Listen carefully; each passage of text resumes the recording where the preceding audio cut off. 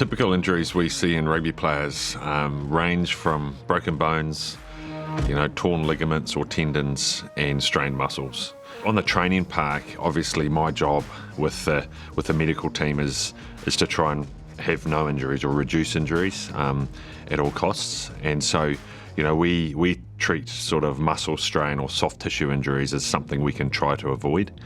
And I suppose the collision-based injuries, sometimes they occur in training, but we try to design our training to try and reduce that risk.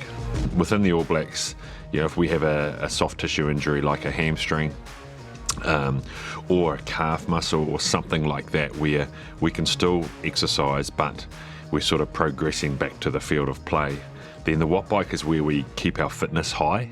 We can actually work really, really hard without, I suppose, stressing that injured muscle.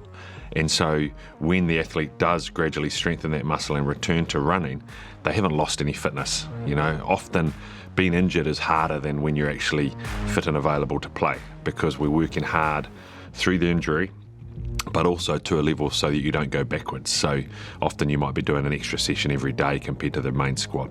The Wattbike's used in our, I suppose, a rehabilitation program, just like the gym, in that we can change load, we can change, the duration of sessions or intervals, we can change the intensity. So, if we identify that we're going to be returning to the field in 8 weeks, then we know we can work backwards from there and structure the program off feet to ensure that all the physiology we're trying to change or improve or maintain is being hit at the right time. So, in the acute phase of injury, we're sort of dialing back intensity, we're looking after the injured site. We're not trying to aggravate it anymore, and we might be having an endurance block in place on the bike.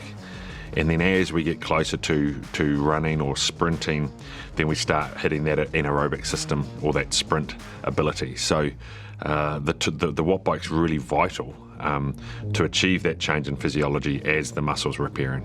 I think the injury process is quite tough for the player.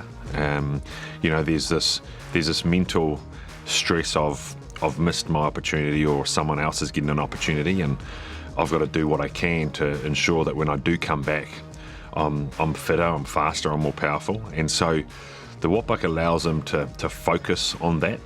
So they might not be able to run properly because of the hamstring, or they might not be able to lift very well because of the shoulder, but they know that they're going to be able to work really hard and come back fitter than if they were playing and not necessarily doing that extra work.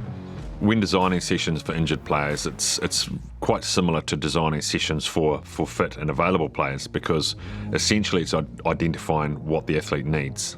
So the constraints are the injury, and then the opportunity is the fact that we've got some time to maybe work on some things that otherwise we might neglect.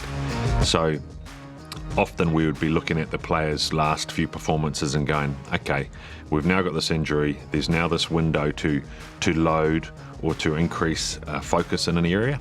And so the types of sessions, one, will be dictated by what's possible through the injury, but also what's possible to focus on. So for example, we have an athlete that we've noticed leg speed is starting to be a bit dull.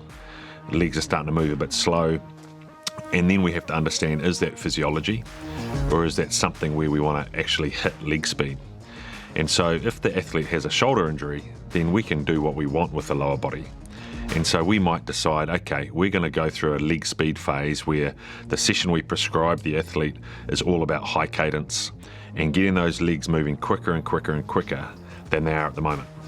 And so that's how we can treat it as an opportunity. If my role with the All Blacks wasn't just performance, but also as a rehabilitation expert, then the Wattbike is a non-negotiable, particularly for lower limb injuries. And the reason for this is, unlike any other bike, the Wattbike gives us information back. And athletes sometimes will maybe not be fully upfront or honest about how injury's feeling, because they just want to be allowed to go and play again. And so the Wattbike gives us information that the athlete might not give us. And so we can actually be moving through a lower limb injury and getting some really useful information about left and right side. and whether we're favouring one side over the other because there's a bit of pain still. And so from a data perspective, the Wattbike's absolutely vital through that rehabilitation process.